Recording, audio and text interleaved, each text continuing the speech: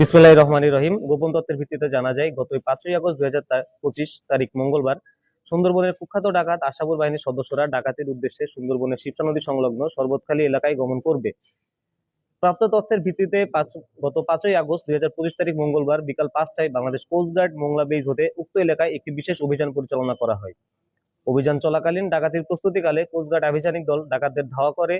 ডাকাতরা পালানোর চেষ্টা করলে আভিযানিক দল আত্মসমর্পণের আহ্বানে 2 রাউন্ড ফাঁকা গুলিও ছুড়ে। পরবর্তীতে আভিযানিক দল 3টি একনলা বন্দুক, 10 রাউন্ড তাজা কার্তুজ, 5 রাউন্ড ফাঁকা কার্তুজ এবং অস্ত্র তৈরির সরঞ্জামাদি সহ সুন্দরবনের কুখ্যাত ডাকাত আশাপুর বাহিনীর 2 সহযোগীকে আটক করে।